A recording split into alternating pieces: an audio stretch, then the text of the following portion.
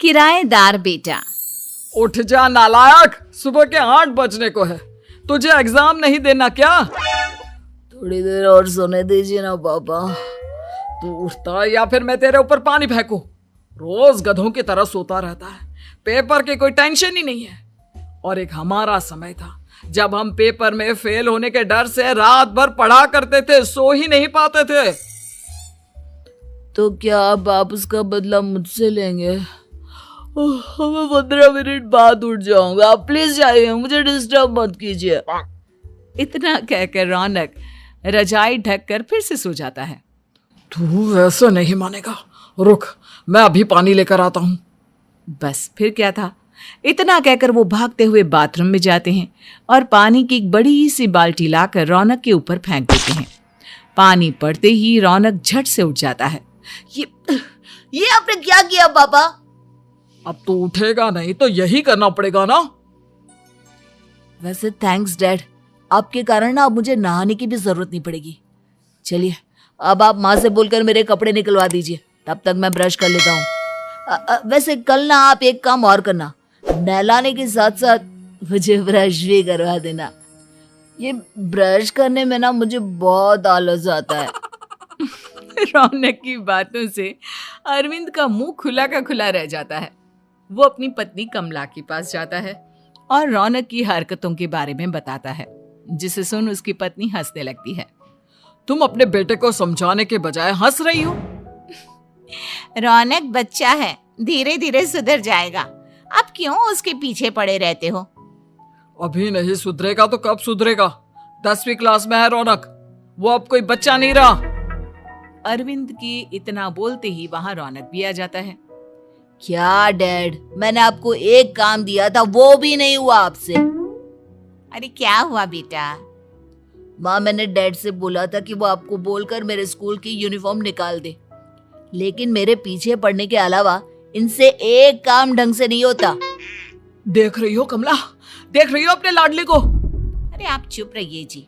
चलो बेटा, मैं तुम्हें कपड़े निकाल कर दे देती हूँ। बस ऐसे ही साल पर साल बीतते जाते हैं, लेकिन रौनक के रवैये में कोई बदलाव नहीं आता। वो पहले से भी ज्यादा आलसी और पूरी तरह अपने माता पिता पर निर्भर हो जाता है। 2 साल बाद पता नहीं कहाँ गायब रहता है पूरे दिन, अब तक तो आ जाना चाहिए था। अरे आप इतनी फिक्र क्यों कर रहे हैं उसकी? दोस्तों के साथ खेल रहा होगा, आ जाएगा अभी। ये कोई टाइम है खेलने का? 10 बजने वाले हैं, इतनी रात में कौन खेलता है?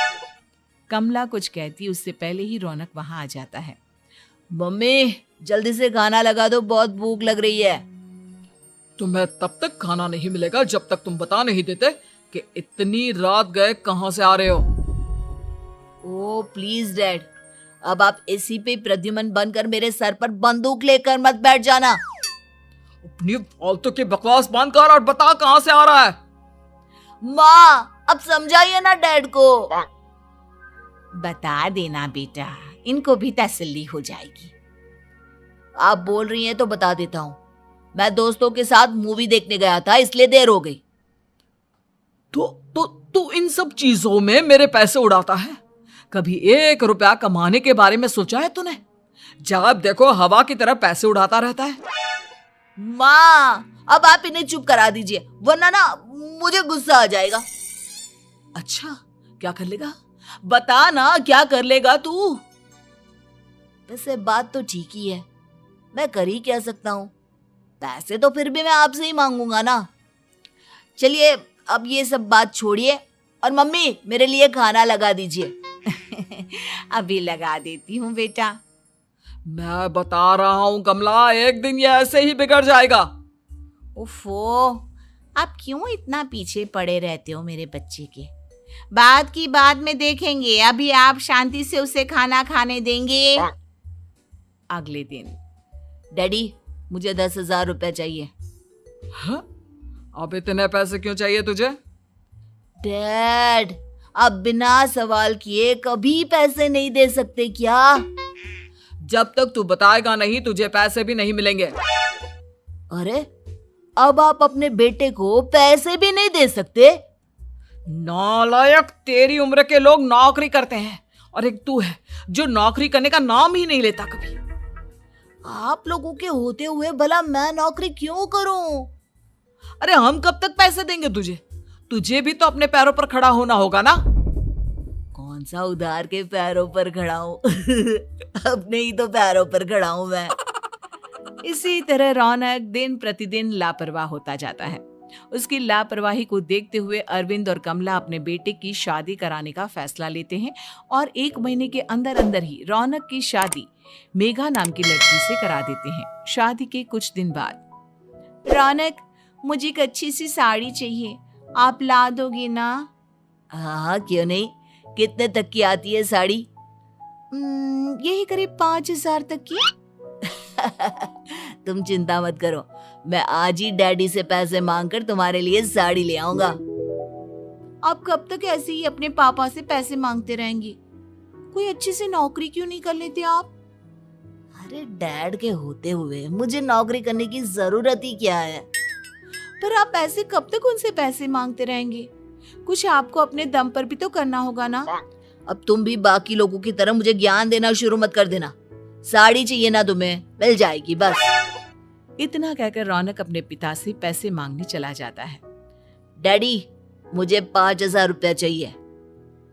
अब 5,000 क्यों चाहिए तुझे? वो मेघा को साड़ी चाहिए थी। अरविंद आगे बिना कुछ कहे चुपचाप उसे पैसे निकाल कर दे देता है।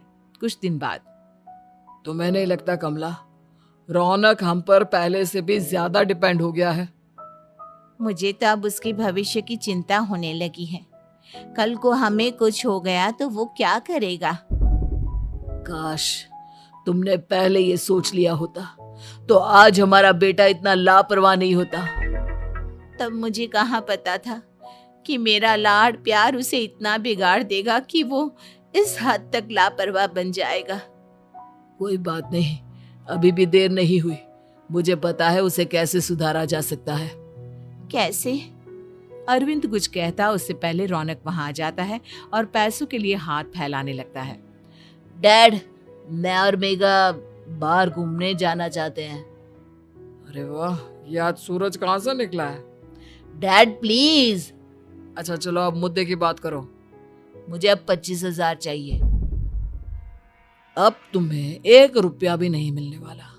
अगर तुम्हें पैसों की इतनी ही जरूरत है तो कोई ढंग की नौकरी कर लो। मम्मी, आप कुछ कहिए ना डैड को। बेटा, वो गलत क्या बोल रहे हैं? ये सब हम तेरे भले के लिए ही तो कर रहे हैं। मम्मा, मैंने बताया ना आपको, मुझे नहीं करनी कोई जॉब वॉब।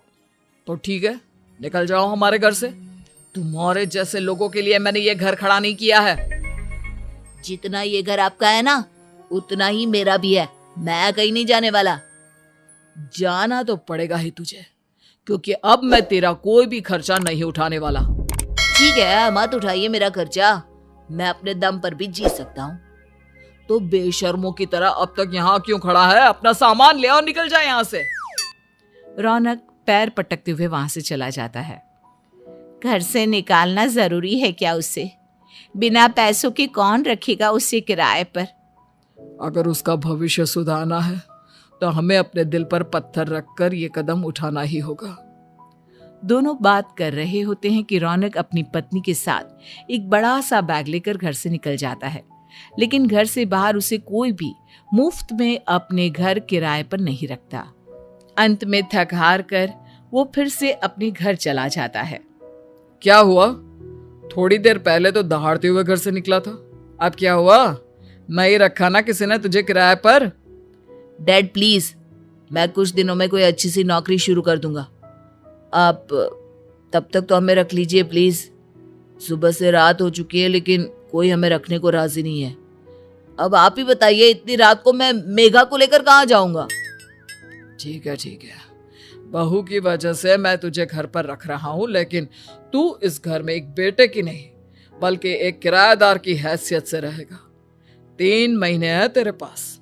इन 3 महीनों के अंदर अंदर मुझे तेरी पहली तनख्वाह हाथ में चाहिए, समझ गया? पक्का डैड, इन 3 महीनों के अंदर अंदर तो कोई बढ़िया सी नौकरी ढूंढ ही लूंगा मैं। ऐसे ही धीरे धीरे समय बीतने लगता है और अरविंद के दिए 3 महीनों में से 2 महीने बीत चुके होते हैं। पापा जी ने हमें 3 महीने दिए थे, जिसमें से 2 महीने तो बीत चुके हैं। अब ये आखिरी महीना बचा है। अरे तुम चिंता मत करो, आज मेरा ना 2 जगह इंटरव्यू है, दोनों में से कहीं ना कहीं तो जॉब लगी जाएगी। अच्छा, all the best. Raunak interview के लिए निकल जाता है, जिसके बाद शाम में रौनक घर आता है। कैसा गया इंटरव्यू? आपकी नौकरी लगी या नहीं? अरे पहले सांस तो ले लेने दो अच्छे से। बताइए ना, मुझसे तो जरा भी इंतजार नहीं हो रहा है। वो दरअसल बात यह है कि मेरी नौकरी तो लग चुकी है, लेकिन पैसे बहुत कम है। कितने पैसे हैं? 15,000। इतने में अरविंद और कमला मिठाई का डिब्बा लेकर आ जाते हैं। बधाई हो बेटा। हम जानते थे तेरी जॉब जरूर लगेगी। लेकिन मेरी सैलरी बहुत कम है मम्मा। कम है तो क्या हुआ, धीरे धीरे बढ़ जाएगी। हाँ बेटा, हम तो बस चाहते थे कि तू अपने पैरों पर खड़ा हो जाए। मतलब अब आप मुझे घर से नहीं निकालेंगे? नहीं, ये सब हमने तुझे जिम्मेदार इंसान बनाने के लिए किया था। Thank you mummy papa. अगर आप दोनों ऐसा नहीं करते तो मुझे कभी अपनी जिम्मेदारियों का एहसास तक नहीं होता। आज आपने मुझे सिखा दिया कि इंसान का अपने पैरों पर खड़ा होना भी जरूरी होता है। इतना कहकर रौनक झट से अपने माता पिता के गले लग जाता है और अपनी कमाई की पहली तनख्वाह वो अपने माता पिता के हाथ में सौंपता है।